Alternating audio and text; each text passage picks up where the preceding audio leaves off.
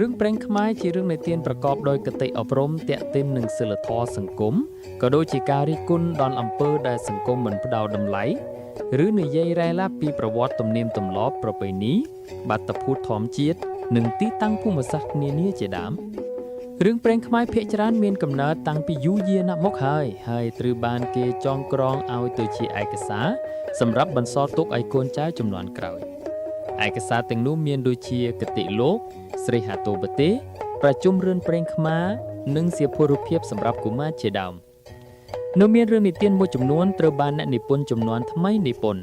ដែលកលៈទេសៈក្នុងរឿងមានភាពប្រហាក់ប្រហែលនឹងសង្គមដែលគេនិពន្ធនោះថ្ងៃនេះយើងនាំគ្នាមកស្ដាប់រឿងខ្មែរមួយដែលមានដំណើរដូចតទៅក្នុងការកន្លងទៅហើយមានបរិបម្នាក់ជាអ្នករកស៊ីលក់ដូរមានធនធានក្រាន់បើគាត់មានកូនប្រុស4នាក់មានអាយុគ្រប់ការទាំងអស់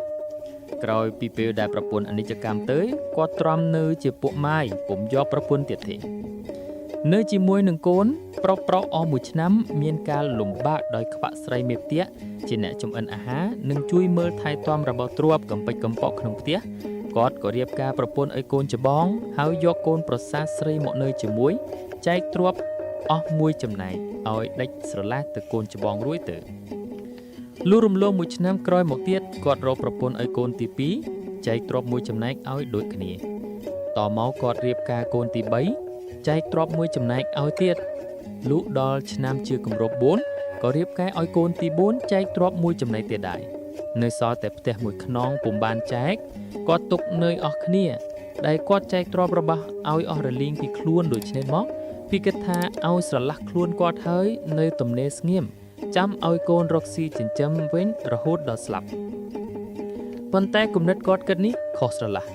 កាលដែលគាត់នៅជាមួយកូនប្រុស4នាក់កូនទាំងនោះស្រឡាញ់បងប្អូនណាស់ពុំដែលបែកចិត្តគំនិតពីឪពុកនិងបងប្អូនឡើយលុះបានប្រពន្ធមករៀងខ្លួនក៏បែកចិត្តគំនិតផ្សេងពីគ្នានៅរួមជាមួយគ្នាពុំសូវបានសុខ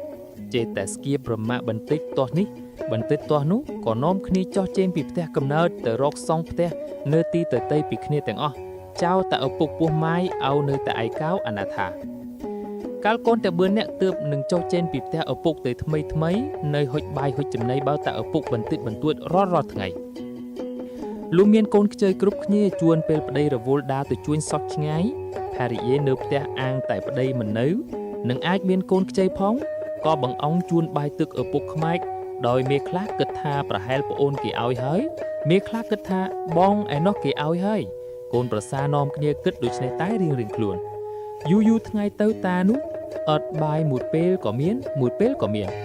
វេលាប្តីមកពីរកស៊ីវិនដឹងរឿងនេះបានស្ដីបន្ទោសប្រពន្ធនាងភរិយាខ្លះដោះសារថាកូនឈឺខ្លះថាខ្លួនពុំនៅជាប់រវល់ទៅជួយញាតិចិត្តខាងស្រេចតែមេប្រពន្ធវាដឹកមុខយ៉ាងណាប្តីតាមវាអស់ទាំងអស់ចំណែកតាពោះម៉ាយអត់បាយគ្មានសម្ពុតអាវស្លៀកពាក់ដល់ថ្នាក់ដើរសុំទានគេបរិភោគរងទុក្ខវេទនាពន់បែកនិងលក់ផ្ទះចាស់ពុំបានថ្លៃប៉ុន្មានផងហើយគ្មានច្រកនៅផងកាលនោះមានបរិមម្នាក់នៅកំឡោះមានចិត្តសប្បុរធម៌ហើយជាអ្នករៀនសូត្រចេះដឹងច្បាប់ទម្លាប់ស្គាល់គុណទោសច្រើនផ្ទះនៅភូមិជិតគ្នាដើរមកឃើញតានុវេទនាដូច្នោះមានចិត្តអនុត្តក្រៃបែកក៏សាកសួរថាលោកតាខ្ញុំធ្លាប់ឃើញលោកតាពីដើមជាអ្នកមានគ្រាន់បើឪពុកម្ដាយក៏ធ្លាប់ទីពឹងលោកតាខ្លាំងដែរមិនក៏លោកតាវេទនាខ្លាំងម្ល៉េះក្រែងលោកតាមានកូនប្រុសដល់ត4អ្នកដែរលើមិនក៏កូននោះវាមើលបំណាំមិនថែទាំលោកតាសោះក្រែងទ្រព្យរបស់លោកតាមានសល់ទុកខ្លះដែរឬមិនដេចបានជាលោកតាមិនយកទៅទិញគ្រឿងបរិភោគប្រើប្រាស់តាចាស់ប្រាប់ទៅវិញថាអូណលោកចៅឲ្យ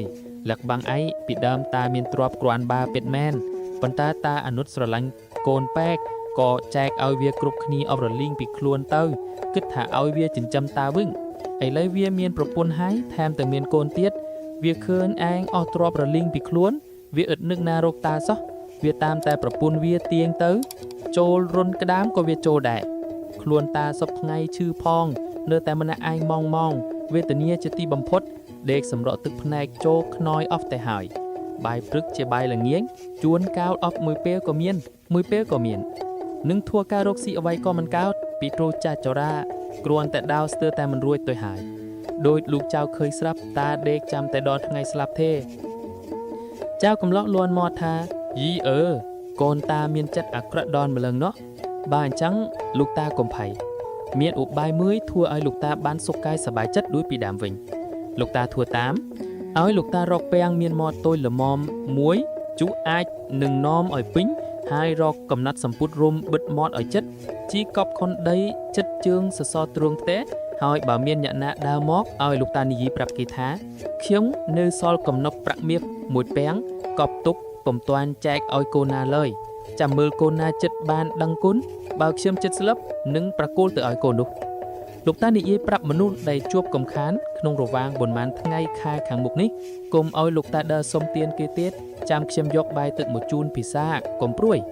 តាចាក់ក៏តាំងធ្វើតាមចៅចិត្តសបរធម៌ទាំងអស់លោកបានប្រហែលផាមថ្ងៃសម្ដីតានោះបានដឹងដល់កូនប្រុសនិងកូនប្រសាទាំង8នាក់វាមានចិត្តលោភលន់ចង់បានកំណប់តារៀងខ្លួនក៏នាំគ្នាយកបាយទឹកនំចំណីផ្លែឈើទុំខ្ចីគ្រប់មុខនិងខោអាវក្រមាមកផ្គប់គុណជូនតាឪពុករៀងរាល់ថ្ងៃពុំមានខ្វះថ្ងៃណាមួយឡើយតាចាក់បានសះជារោគមានសាច់ឈាមស្រស់បោះមានកម្លាំងពលាំងសុខកាយសប្បាយចិត្តរហូតតាំងពីថ្ងៃនោះមករហូតដល់អាយុលុះតាស្លាប់ហើយកូនក៏នាំគ្នាធ្វើបុណ្យអធិកអធមតាមទំនៀមរួចស្រេចកូនទាំង4នាក់និងកូនប្រសាគិតនាំគ្នាកាសពាំងកំណប់ចែកគ្នាប៉ុន្តែក្រែងចែកមិនស្មើភាកនាំឆ្លូត្រកែកគ្នាក៏ទៅរកគ្រូមកម្នាក់ឲ្យជួយចែកលោកគ្រូនោះទទួលព្រមប៉ុន្តែគាត់ឮថាកំណប់មាសប្រាក់ច្រើនដល់ទៅ1ពាំងគាត់ចង់បានមួយចំណែកដែរហើយគាត់គិតក្នុងចិត្តថាគាត់ធ្វើម៉េចចំណែកត្រូវបានច្រើនជាងកូនចំណែកផងគាត់ក៏ដើររੂតរើមកដល់ផ្ទះកំណប់ភ្លាមតាំងយកភួយធំមួយមកព្រំជុតក្បាលធំតើងមើងធ្វើឲ្យខុងកំដាលដោយគេទូលជើងឆ្នាំងផ្ងាក៏តាំងអង្គុយពៀនភ្នែនលឿដីរៀបរលីងថ្មេចភ្នែកសង្រួមស្មឹងសមាធិឈរមុតត្រង់ទៅទិសខាងអឺតហើយគាត់ប្រាប់កូនទាំង4នាក់ឲ្យទៅកាស់ពាំងកំណាប់មកប៉ុន្តែគាត់ហានថាកុំអាវស្រ័យមាត់ពាំងក្រែងខុសត្រណំចាំគាត់បង្គាប់សិនលុះយកពាំងមកដល់ហើយគាត់ឲ្យកូនទាំង4នាក់ឈរគ្រប់ទិសទាំង4ថ្មិចភ្នែកយកដៃទាំងអស់គ្នាចាប់យកពាំងលើកទួលវពោលើក្បាលហើយសឹមស្រាយចំណងមាត់ពាំងនាំគ្នាផ្អៀងមាត់ស្រោចកំណប់មកលើក្បាលគាត់បើកំណប់ជ្រុះទៅទិសណាប៉ុន្មានត្រូវបានតែអ្នកឈរកំណាន់ទិសលុះបើកំណប់ណានៅសល់តើនលើខ្នួតក្បាលគាត់ត្រូវបានជារង្វាន់លោកគ្រូទាំងអស់កូនទាំង4នាក់ក៏ចាប់ធ្វើតាមបង្គាប់លោកគ្រូមិនហ៊ានឲ្យលៀងភរិយាទាំង4នាក់ឈរកាន់កញ្ចែរៀងខ្លួនចាំកែបក្នុងពេលដែលចែកកំណប់នោះមានអ្នកស្រុកចិត្តខាងទៅចាំមើលផងដែរនិមិត្តតែគេលើកពាំងវពោទូលរួចស្រាយមាត់ពាំងផ្អៀងចាក់ឈរមកទឹកម៉ាំត្រាំលមកច្រើនខួបហូរឈរស្រោចលើក្បាលលោកគ្រូពេញកំពុងហើយខ្ចាត់បាយសាយទិញទៅគ្រប់បេះប្រឡាក់ប្រលោប្រពាក់ប្រពន្ធពេញមុខមាត់និងសម្ពុតអាវរហូតដល់នាងប្រពន្ធទាំង4នាក់ទៀត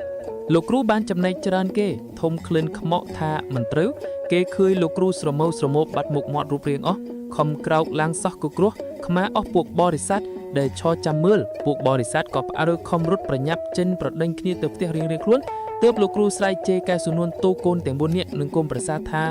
ខ្មោចមេដែងអាដែងទាំងអស់គ្នាអាមេអមនេះបានធ្វើបាបខ្មោចឪពុកវាច្រើនហើយណាមើលទៅបានជាកំណប់មាសប្រាក់អន្តរាយខ្លាយទៅជាអាចនាំប្រឡាក់ជ្រូកខ្លួនឯងអស់ដូច្នេះយីខ្មោចអភៈមេកំផេះអស់នេះខូចមែនលោកគ្រូនិងកូនសិស្សនាំគ្នារត់រហ័សលោតទម្លាក់ខ្លួនទៅក្នុងទន្លេព្រុងខំត្រាំទឹកលាងបាបអស់1ម៉ោងម្នាក់